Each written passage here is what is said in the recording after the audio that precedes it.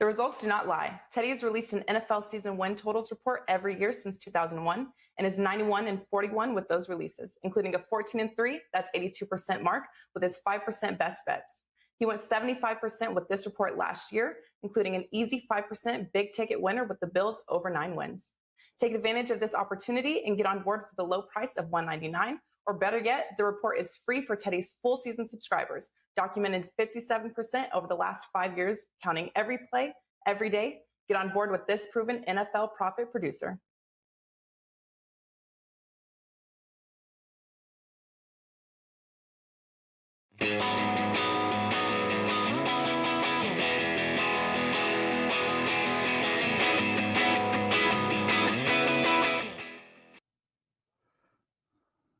Welcome, everybody, to Wager Talk Today. It's Thursday, July 8th. My run continues.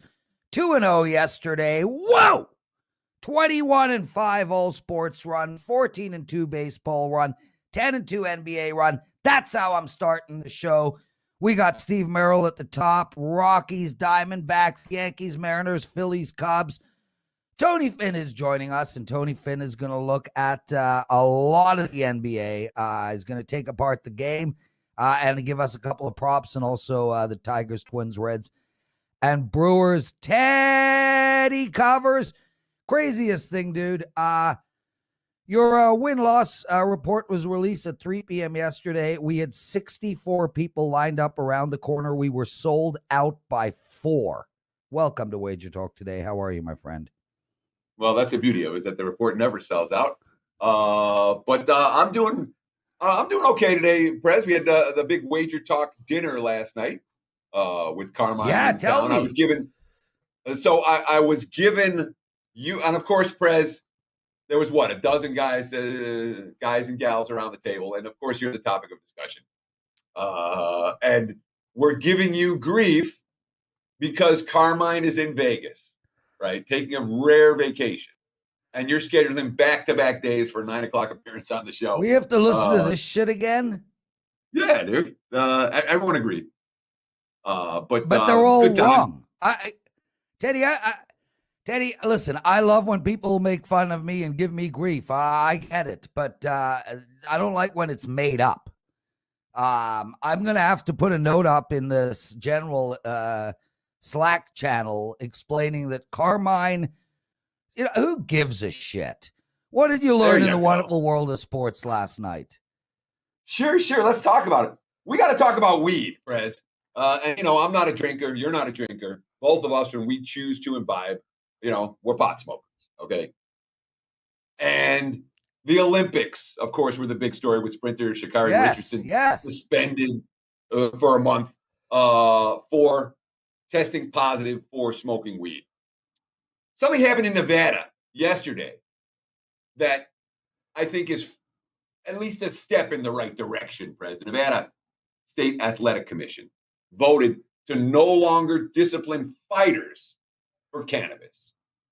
So MMA, boxing, those guys can now test positive or won't be tested for weed anymore. And look, it wasn't 5 years ago that we saw a fighter get suspended for 5 years for a positive marijuana test, for multiple positive marijuana tests. So at least things are moving in the right direction in Nevada in that regard. Too bad the Olympics aren't on the same page. What about you, Prez? What did you learn? Well, first, I just want to make a comment to that. What a shame for the athletes. So goddamn pathetic. They can go and drink a glass of wine and everything's fine, but they smoke weed and then they get suspended. It's a load of total bullshit from old, antiquated morons who still create policy on this planet. If you want to stop all the wars in this world, get everyone high. If you want to stop drunk driving, get everyone high. If you want to stop battered women, get everyone high. This is not a freaking hard thing. You could pretty much solve a lot of problems. One thing you couldn't solve getting everyone high is the food shortage problem, because it would only become worse. We'd all sit on the couch and have munchies and watch TV. But my God, alcohol is probably the most toxic drug on the planet, and these people can drink it all day long and still compete. But if you smoke a little weed and sit on the couch because you can't function, well, that is no good. Stupid freaking old people. Anyway, now that I'm on a rant, let's get into a soccer moment, Teddy. Listen, man, I like soccer, and I played soccer at a very, very high level. I got 3 red cards in the same game, which is unheard of. I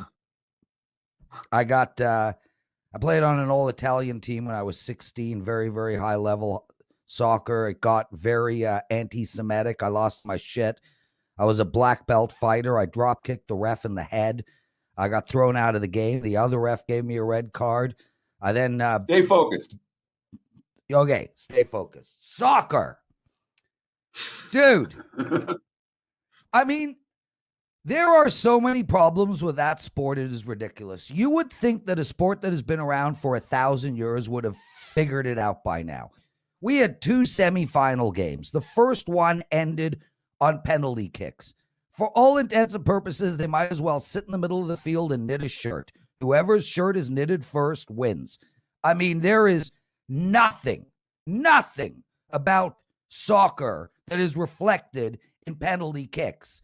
It is ridiculous, absolutely ridiculous that they can't figure out a different way to end a game. And Teddy, the craziest, stupidest thing about it is their overtime isn't even sudden death. It's like, no, you score. No, wait, we really want penalty kicks. Let's keep the time going. Let's not make it, the winner first scores wins. Let's see how we can get to penalty kicks.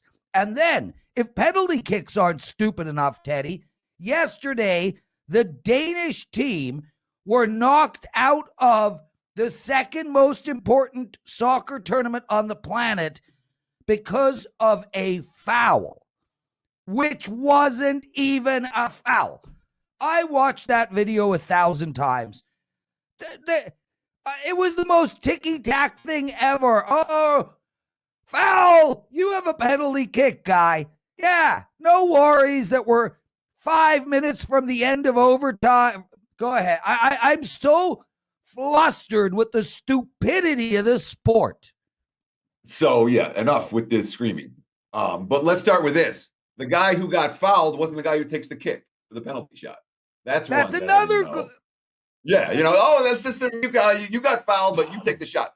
But remember, was it last week that I was on after that Italy-Switzerland game? And I'm like, was the pitch smaller? Spain. Because the action was end to end. Spain, yeah. whatever game that was. It was good. It was a great, it was interesting to watch. If you watch that England game yesterday, it's everything that Americans don't like about soccer, dude. It's just slow, and the pitch feels like it's 1,000 miles long, and there's no end-to-end action. Like the end-to-end action in soccer for that, what was it, Spain, Italy? What did you say? Whatever game it was end-to-end. It was like even hockey gets exciting when it's end-to-end for me, But when you have these, all right, let's take. Yeah. But that was not an exciting game, dude. That was dead boring start to finish. So, and yeah, a phantom penalty. A different guy gets to kick it, and the goalie got the save. But the rebound is live in play, which is another rule. Yeah. You have like a 99% chance of scoring on a penalty kick. And if that 1% chance that the goalie actually saves it, you're like, oh, well, let's keep it in play. I mean, it must be the same people who decide on the cannabis laws running soccer, Teddy. It is absurd. And the thing is, one would think it's not that hard to fix. Like, legit, if you get a penalty, you sit off, a team has an extra man advantage for 15 minutes. There you go. Make it like There's hockey. one fix. Yeah. But 2 minutes. Present solution for any problem, make it more like hockey. Well, that's how you solve every problem, dude. I mean, how do you think we have sex up in Canada? We get into our hockey equipment and we have sex. I mean, that's how we do everything. Everything's hockey, Teddy. But I mean, like, what about unlimited substitutions during overtime so that you can put fresh guys in and speed the game up.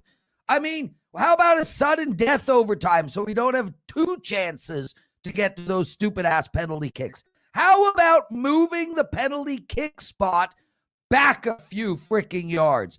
I mean, it's not like the soccer players today aren't bigger, stronger, faster than they were 80 years ago. Ah, my God. Steve Merril, come in here and help us out, bro. Talk now. Not much of an intro. I've actually said for many years that soccer would be better off also if they implemented the offsides line like hockey has. I think that would be an additional fix as well that could help the pace of the game. The offside stuff is another huge problem I've got with soccer. It's a very random call, and when you have 1-0 games, it affects it quite often. But yeah, I'm with you on the shootout, Prez, and that's why I have not been watching much of the soccer tournaments, unlike everybody else. Yeah, and with all that said, I really like soccer, which is crazy. How you been, Steve? Are you last time you were on, you were absolutely killing it. How things going now? Yeah, it's been going well. Missed a couple NBA playoff games. Still on like a 43-20 run in the NBA, but missed the last couple. Baseball, those more than made up for it. Been red hot in baseball. Cashed again last night with the totals, hitting 63% this season on MLB totals. Baseball overall up as well.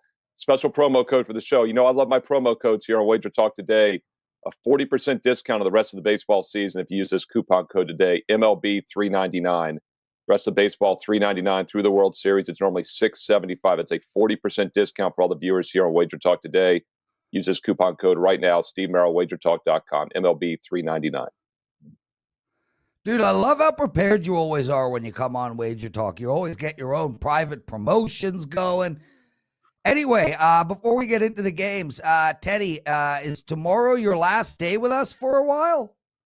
Tomorrow is my last show. I haven't been on a proper vacation since the summer of 2019, and I am so ready, Prez. You have no idea. I'm gutting it out today. Tomorrow's even going to be worse.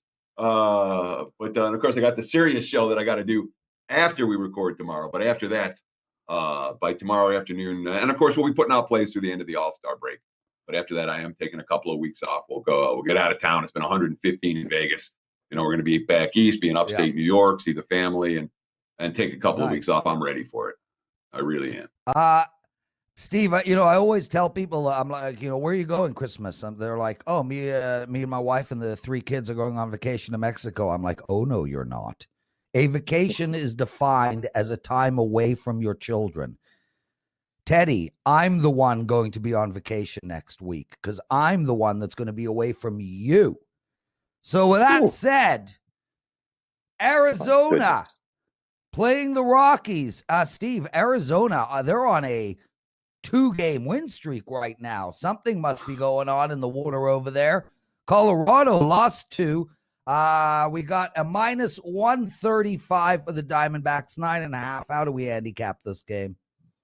Yeah, today's a special day because I think I was on John Ryan's show a few weeks ago. It was one of the shows I was doing. I believe it was our friend John Ryan. And I said the D-backs would eventually be a play-on team. I go, if you could blindly play them the next 20 games, you're going to make money. And keep in mind, they went on like a 4-38 run up until about a week ago. However, I had a caveat, and that was back when they won that game against San Diego. They snapped the 24-game road losing streak. They went just 1-7 after that. But what I said was when they win 2 out of 3 games, play them the next 20 blindly, you will make money. Well, guess what? They've finally done it. For the first time in a couple months, they have won 2 out of 3, and they've actually, as you said, won 2 straight here. So I think we will get some value with them going forward. And if there's ever a spot to play Arizona, it's when you're playing the Colorado Rockies as the road team. Arizona, of course, lost 24 straight road games up until about a week ago, as I referenced. But Colorado has actually been even worse on the road this year. They're now 6-33 away from home, and that's compared to 31-27 in Coors. And keep in mind, that's 17. A hitter for 31-17, I'm sorry, at Coors. Huge home road dichotomy, one of the biggest we've ever seen in the history of baseball. So I think there's some value here with Arizona over the next couple of weeks. Let's see how this works out. We'll start it today. Next 20 games, let's blindly play Arizona. I'm not doing this, by the way. This is theoretical. This is paper trading. But let's see 20 games from now if they're up, Teddy. And it's not a bad spot to start against the Rockies on the road. So this Colorado team, and again, I've been in Vegas since 1998, and I cannot recall a situation where before the All-Star break, a team is 14 games over 500 at home and 27 games under 500 on the road. This Rockies home road dichotomy thing is insane to me.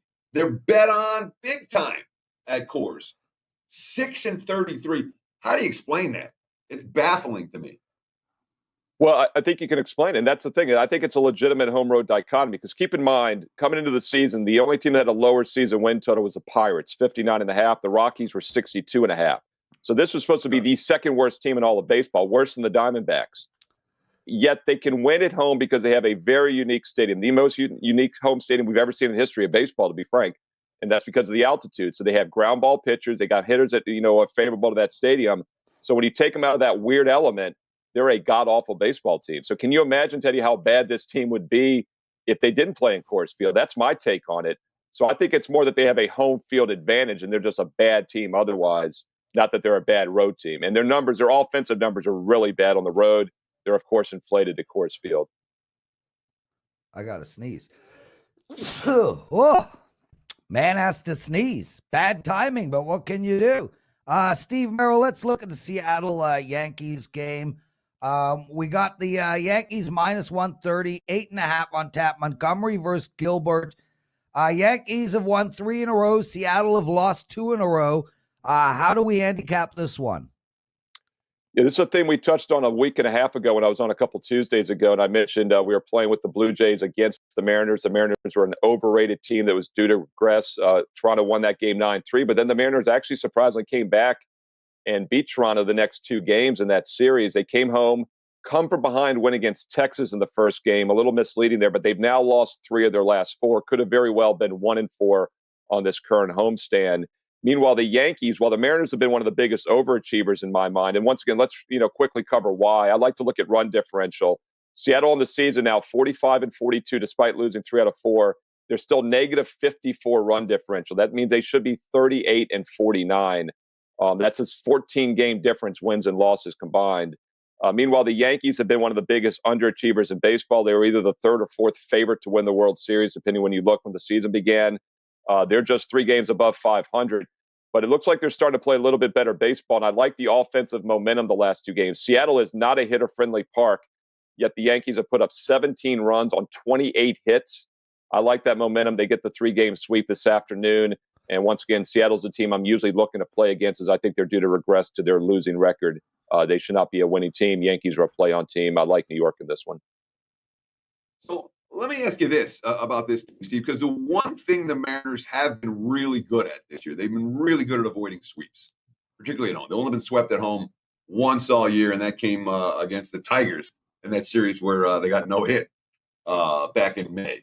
So they've been pretty darn good at winning games like this one to close out series when they've lost the first 2. Does that concern you at all in terms of the track record, or is this really just, look, Seattle's a fave team right now, and the Yankees might well be bet on, and let's not worry about whether it's a final game of a 3-game set? Yeah, Teddy, what actually might concern me a little bit more is the Yankees are at Houston tomorrow, which is a much bigger series.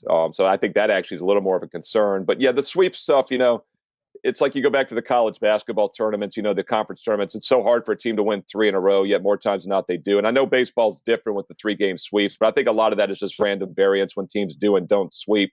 Once again, Yankees 17 runs, 28 hits the last 2 games, and then Seattle 5 hits and 3 hits in each game. So I just think the offensive momentum is really stacked towards the Yankees right now, and just the situational analysis as well. Steve Merril, everybody. You can find Steve at WagerTalk Today. Steve, what's your video schedule like for the next little while? Doing this show today, and then we're kind of quiet on Wednesdays and Thursdays. But tomorrow, big day. I've got an NBA tip-off, and then also the NASCAR show we do on Friday nights for the weekend. And then, of course, I'll be getting extra sleep and extra hydration all weekend long, because the next 3 weeks I will be co-hosting with you Monday through Friday right here on WagerTalk Today. Nice. And I'm going to be taking a couple of days off myself in the middle of that. So I think I'm going to stick you with Marco. That way you'll won't have to talk. Steve, Chicago Cubs, Philadelphia. The Chicago Cubs, this fascinates me, and I'm going to ask you not only how to handicap this game specifically, Cubs Phillies -115, 7.5, but what I want to know also is about the Cubs moving forward. Here you have a team one game below 500, deep into the season, and yet they've just come off a 12-game losing streak. They did win their last game. But I got to believe it's pretty rare for teams at around the 500 mark halfway through the season to lay down 12 losing games in a row. I got to think, just based on the roller coaster of life, this Cubs team has to be a buy team moving forward for a little while. So I want to know your thoughts conceptually and then in regards to this game. Yeah, I mean, I think a lot of people are saying, hey, the Cubs might become a seller here in the near future. But like you said, Prez, they're still just a game below 500, despite the long losing streak they snapped last night. Finally, they're still just a game below 500. In fact, their run differential for the season is only -15. Philadelphia's is -21. Phillies are 2 games below 500. So I think until, a few more weeks from now, the Cubs are going to still play hard. And I don't like to try to catch a falling knife. You guys know that. If you thought the Cubs couldn't lose 8 in a row, you were wrong. 9 in a row, you were wrong. So you want to see them bottom out. And as I mentioned with Arizona, I usually like to see a couple wins, not just one, because the Arizona Diamondbacks have done that several times and lost 3 or 4 more straight. But the Cubs are a much better team than Arizona. They're still around a 500 team. And I do think that was the buy sign with the win last night. In fact, I really think a few games below that, I was starting to look for them to turn. And although they didn't get the actual wins in those games, their offense has really picked up. Chicago's problem's been just a terrible offense the last couple months. But they now have at least 10 hits or more in 3 of their last 4 games. Now, I know the first 2 games in this homestand, the wind was blowing out, and I had the over. It was my only 5% total of the year back on Monday, 13-3 over in that Philly game. Then they put up 25 runs on the next game on Tuesday. However, the wind was not blowing out last night, and the Cubs still had 10 hits and 8 runs. The Phillies, meanwhile, only 6 hits as opposed to 27 the 2 games before. So I think Chicago's heating up offensively. And I think that win last night was a good momentum indicator. I do think we'll get some value with Chicago over the next 10 games. In fact, let's say the next 20 games Cubs, next 20 games D-backs, you will blindly make money playing, and we'll see how that tracks over the next few weeks. Yeah. I'll take my shot with Arizona over Chicago. I mean, all the reports out of Chicago are talking about there's issues in the locker room. You have obviously multiple guys who've been paid and other guys who want to get paid that don't look like they're going to get paid in that locker room. They have it for the last 2 days. Zach Wheeler didn't have it yesterday. Do you really trust that Cubs lineup moving forward? I know it's underachieved, but my take on the Cubs was that lineup's going to continue to underachieve. You think differently? Yeah, no, Teddy, I would agree. If I had to play one of the two for the next 20, I definitely like the D-backs value. You're going to get them as big dogs in most games. And here's what's crazy about Chicago. Despite losing 10 of their last 11, they're dead even for the season on the money line, just 1 game below 500, as we talked about. So you really could make an argument that the Cubs overachieved the first couple months, and I felt they did. And that's why the losing streak probably got them back to correction territory. So I would agree Arizona's the safer 20-game prop play there. But I do like the offensive momentum from the Cubs here in the short term, including tonight. Because I do think teams go through ebbs and flows, and they've been really ice cold the last few weeks. I think that's the turning point we've seen the last few games of the offense picking up. They finally got the win last night. I think that carries over to another win here this evening. Awesome stuff, Steve Merril. Promo code MLB399. Steve, is that active for everybody or just you?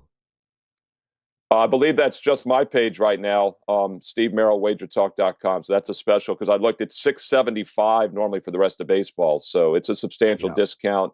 And a lot of people probably don't want to get that big of a discount. So I'm pretty sure it's for me only. But once again, that rest of the baseball season, nearly half price. And we've been red hot in baseball this year. And it continues for another 4 months. So $399, that's less than $100 a month for the rest of the baseball season. MLB 399. Awesome stuff, Steve. Thanks for joining us, man. I look forward to Monday when we start hosting together. We'll see you then. Guys, stay with us. We got Teddy's big game breakdown coming up. Tony Finn, my penalty box segment. The show is not even halfway done. Are you ready for football season? Yes, you heard right. The NFL kicks off in less than 50 days, and WagerTalk and Gold Sheet have you covered with the new Gold Sheet NFL Summer Guide. The Gold Sheet NFL Summer Guide is over 80 pages of actionable NFL handicapping information to help you prep for this season from a betting perspective. And best of all, the guide is free. This includes lines for every NFL game, schedule with Ralph Michaels' exclusive power ratings, position by position breakdown with every NFL player that made a start last season, exclusive NFL health reports for each team, and much more. Just go to thegoldsheet.com and the guide is available on the front page with no sign up or information needed.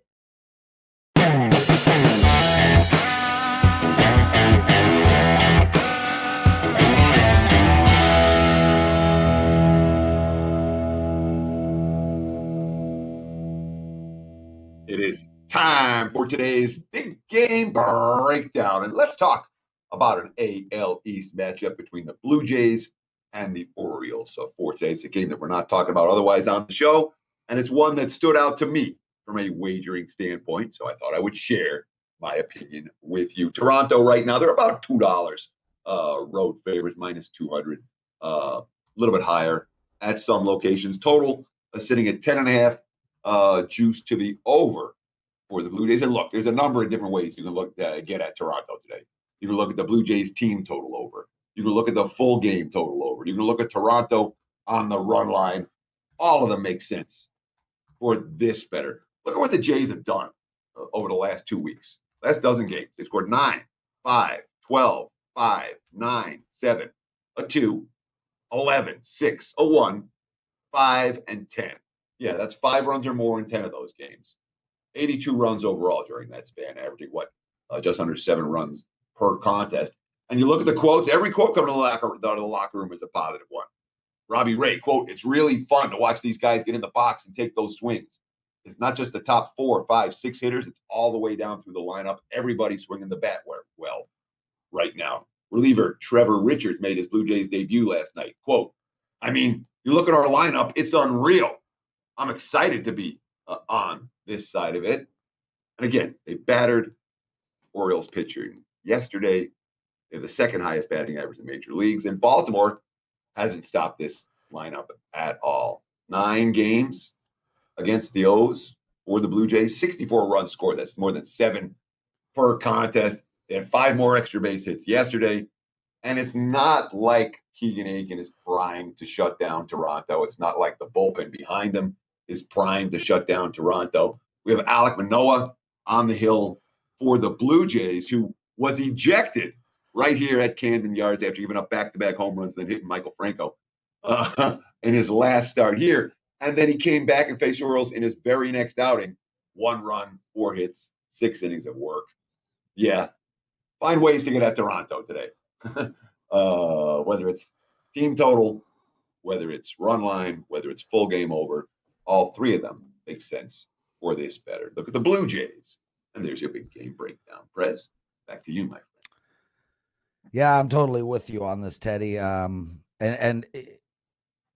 the thing about it, Teddy, is the Blue Jays have shown. I mean, you can take them on the run line and feel comfortable. This team is just putting up massive amounts of runs every single game, and I love that pick, brother. NBA tonight, dude. Yes. I'm excited about it. You in play? I am in play. I thought we would talk about it with Tony Finn when he shows up, but we haven't seen him yet. So if it's time to break down the NBA, let's break down the NBA, Prez. But should we give Tony a minute or two to see if he wants to join us? Well, I'd like to hear your thoughts on the NBA, and then we'll bring Tony in. I'm sure you would. You know, hey, you want to buy my play, Prez? Send me a. For you, I actually have the login for the back end, so I got your play for free, bro. Yes. But in all seriousness, before we get into go ahead. In all seriousness, go ahead, Teddy. Break down the NBA. All right, let's talk about the game. There are 2 things that happened in game 1 that I'm not convinced is going to happen in game 2. All right, number 1, the Bucks pick and roll defense isn't good, but it fell apart in that game. And they made their run after they put Brook Lopez on the bench and played a little small ball in the second half of that contest. They got the lead to 7 in the 4th. The pick and roll defense is going to continue to be a problem. We're going to have to see Mike Budenholzer make adjustments, and it may well be stylistic adjustments. I don't know that they're going to be able to have Lopez out there if he keeps getting burned on the pick and roll. So that's a big adjustment Milwaukee's going to have to make, and they didn't make any of it in game number 1. On the other side of the equation, when you look at the free throw shooting disparity from game 1, we know the Suns are a better foul shooting team than the Bucks are. We don't necessarily expect them to make the first 24 free throws of the game while Milwaukee is clanking and not getting the calls. And this is a Bucks team that throughout the course of the postseason, they've only allowed more free throw attempts than the 25 that they gave up in game 1. Only once in the entire postseason. So they're not a team that tends to get called for a lot of fouls game in, game out. I think that's something that could work in Milwaukee's favor. And on the other end of the equation, Pierce Middleton took 26 shots and got 0 free throw attempts. The Bucks as a team didn't get a whole lot of calls in that first game. Not really any. And that's something that you might see change as game 2 rolls around. So Milwaukee's got to figure out a defensive answer. And they didn't look like they had one. But from a point scored with the shot clock off standpoint, I think the Bucks not likely to be minus 15 at the free throw line tonight, like they were in game number 1. What about you, Prez? Well, I'm going to just first ask for people to take 2 minutes and hit that like button. We really need it. It's greatly appreciated. 240 you guys watching, only 37 likes. I don't get it, Teddy. It literally takes half a second to do that. And guys, we really do need you to do that. I actually think this is the best gambling show on the planet. I legitimately feel that way, Teddy. I think it's informative. I think there's a lot of continuity. I think we bring in a lot of incredibly talented guests. And most importantly, there is not a show that we don't laugh at and with. So take 5 seconds, everybody, and please give us a like. Tony Finn, welcome to WagerTalk Today, my friend. It's so good to have you. What's going on, man? How's life in the 702? We don't have enough time to discuss all that, but I mean, it's a good day. I woke up, we get another chance to screw something up and make you mad. That's a pretty good day, Lawrence. Well, I mean, Tony, listen, you've been making me mad for about 10 years now, and yet you're still in my life. So, hey, I can live with it. I'm okay with it. I'm at one with it. Let's get into some sports. I'm glad. Okay. Yeah. If it means anything, Teddy gets me even more mad. Tigers Twins, Tony. Plus 120 for the Tigers. How are you handicapping this game? Well, in quick, first off, I think all we heard about in the first quarter, first 40 games of the season, was how bad the Tigers were. You know, they were last in almost every offensive category. They made some improvements. Second 40. In fact, they had a record 22-18, I think is where it was. They made a lot of changes. You know, Jacoby Jones disappeared. Grayson Griner, gone. Wilson Ramos no longer behind the dish, which is a big deal for a young staff. And it all starts today's game. It all starts with who I like, and I like Tarek Skubal. He made 8 starts with an ERA of under 3, struck out about almost 13 per 9 guys. The pin improved, and the Tigers defensively were a mess. They were a negative 37 defensive runs.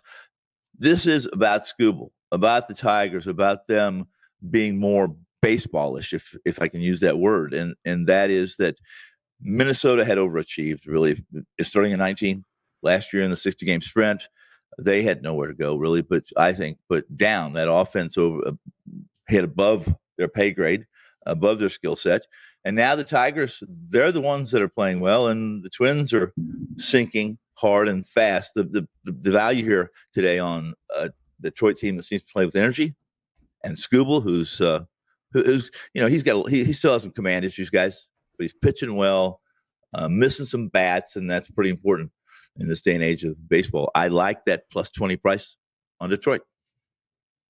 So I want to ask you about J.A. Happ. because Sure. Hap has some pretty ugly aggregate numbers. But Yeah. we've been talking about home road dichotomies, and he's been much better at home, like night and day better. Opposing batting average 242 at home, 342 on the road. ERA at home 4.32 with a 3 wins and a loss. On the road, it's 8.29. Every stat there is the strike to walk ratio is better at home. Hard hit rate's better at home. Do we worry about that considering Detroit's still iffy lineup, or is Hap just an easy pitcher to fade right now? Well, I would say this. I make notes, Teddy, and all baseball players at night. The ones I watch, and that I can basically a trip handicap as opposed to just looking at the numbers. The dichotomy makes a difference. It makes a difference if you're more comfortable at home. I think target field is pitcher friendly. I don't think anybody could argue with that really, especially this time of year. But Hap's a guy that's not in my book, Teddy. It's difficult to back Hap because of what you said. Half his numbers, be it away from home or not. I like a team that's excited about playing baseball this time of year. I think that's Scooble in Detroit and not the Twins and Hap personally. Tony Finn, everybody. I think Tony, and I could be wrong, the most profitable expert in the history of Wager Talk. Since day one, nobody has been more profitable than you across all sports. Is that correct? I would. That is correct. And it hadn't been great recently, guys. I mean, I think we all know that. And this pandemic it changed the way I do a lot of things because I depend on some things that were not available during that period. But it's getting better. I'm excited. I'm kind of like Detroit, I guess. I'm playing a little better in the second part of this pandemic. Thank you, though, for mentioning Tony, that. real quick before we get into a deep dive in the NBA game, Reds are playing Brewers. The Brewers are minus 115. I'm getting the Brewers at a short favorite. I'm taking them. What do you think? I wouldn't argue one bit. The Brewers they confound me to some degree. They are a conundrum of sensibility to some degree. And one minute you think this team couldn't hit their way out of a wet paper bag. We know they can pitch, guys. We know they can pitch. If they become more consistent offensively, then I'm almost with their starting rotation. I'm rarely looking to fade them. I'm looking to support them and back them, and that's going to be all dependent on matchup, obviously. But I like your pick. If you're on the Brewers tonight, I like it. Tony Finn, everybody. Tony, yeah. Go ahead, Teddy. Sure. I hand the mic to you. Go. Do it. Do your thing, Sure. man. I was just shifting us over to the NBA, where the Bucks and the Suns play a crucial game 2 tonight in Phoenix. Look at the WagerTalk live odds stream. We have a split line on this game now. There are still minus fives out there for Phoenix. There's also minus 4.5. There has been some Bucks money total. Nothing but over money of late, sitting at 220.5 right now as we speak. I talked about some of the adjustments where I was expecting between game 1 and game 2, Milwaukee with some serious pick and roll issues to resolve, and also perhaps some defensive issues when it comes to free throw shooting and sending opposing teams to the free throw line. Don't know which of the two they'll have success at correcting this evening. What's your take? Suns, Bucks, game 2 tonight. Well, I agree with a couple of things you mentioned. I think are really important. First thing you mentioned was defensive adjustments. What they did in game 1, Teddy and Prez, was they matched up defensively, much like they did. They adjusted to against Atlanta and were successful winning game 5 and 6 without the Greek. And the problem here is that the Suns are a different animal than the Hawks. They have a much more experienced point guard that lives, breathes, and seems to be all about elbow jump shots and making the other team look bad in a pick and roll. And that's what Chris Paul has done. He did in game 1, definitely. And no matter what they do, Teddy, no matter what Phoenix does, no matter how Milwaukee responds, at least from what I see, the Suns have the matchup advantage. And if they take advantage of that in a pick and roll, it's going to be very difficult to prevent the Suns from scoring 120 points a game. The 118 scored in game one was the real points scored, if I go with my numbers, is more like 128. And in turn, Milwaukee's not going to be a negative 15 at the free throw line. I think we know that they're better than that too, and they missed a lot of opportunities. But I don't see Teddy. Here's the Holiday. Those, and Tucker at the point, whatever they're going to do with them. Are they going to be on Booker? Are they going to be on Paul? No matter what they do with those two guys, I think the Suns have the advantage here. And since the injury of the Greek and missing Didi, the injury in this series, this is a shallow Milwaukee team. In truth, they traded away a lot of guys to get Holiday. Guys that could contribute here today. And I don't know that they can make the adjustments. I like Phoenix tonight. I like the over again. I like them as a big play, the over in game one. And I don't see that they can make adjustments. They're going to make that big a difference. I don't know about you. Tony, you got a couple of player props you want to give out. I'm going to hand the mic over to you. But before that, I just want to say to everybody, one of our listeners said they wish Kelly was on WagerTalk. Just really quickly, Kelly is on WagerTalk. You're going to have a massive dose of the Kel coming. That I promise you. There will be a lot of Kelly in all of our futures. Don't you worry. But the hardest working female in the sports betting industry needs a break.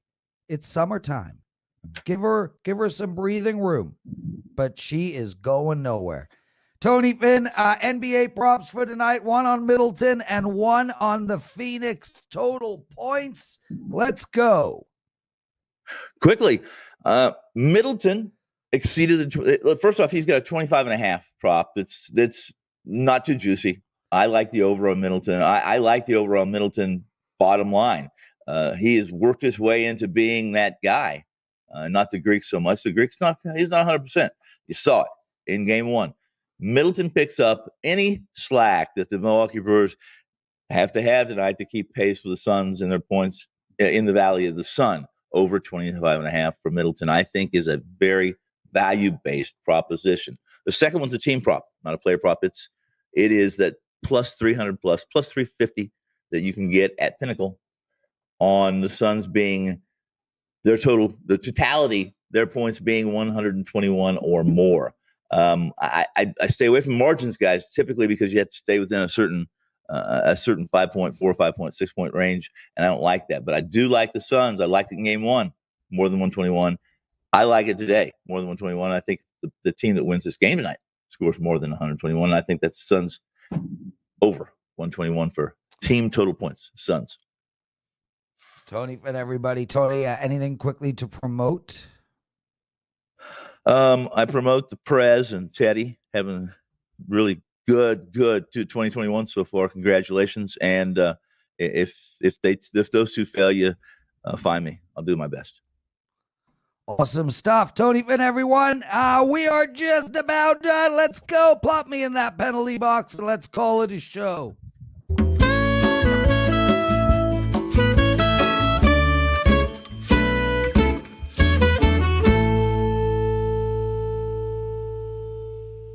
All right, penalty box segment. Guys, before we get into my free plays for today, I just want to let everyone know, I've been telling you guys all, I've been absolutely dominating in the last 3 weeks. I've won 17 of my last 19 days of betting. I'm on a 21-5 all sports run, and I'm on a 14-2 baseball run. I do have a promo code for you guys. I rarely give them out in the segment. It's Prez MLB. That's Prez MLB. It's $399 for the rest of my baseball season. It was a Steve Merril inspired promotion. Came together very recently.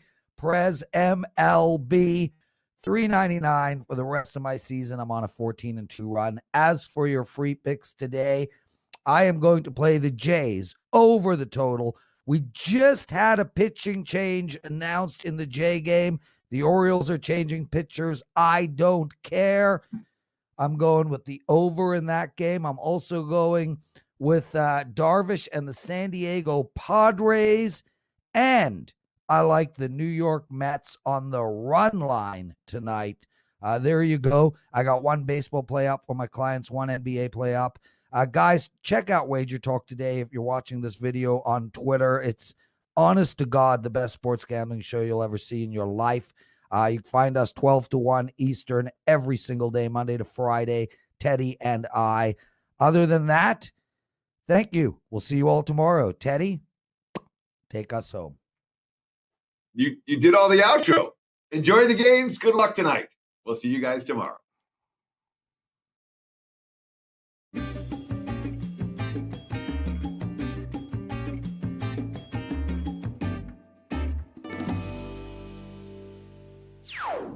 Sign up for the free WagerTalk Text Club to gain access to free plays and exclusive discounts. Just text WagerTalk to 33222 to sign up and get a $10 coupon to use on WagerTalk.com.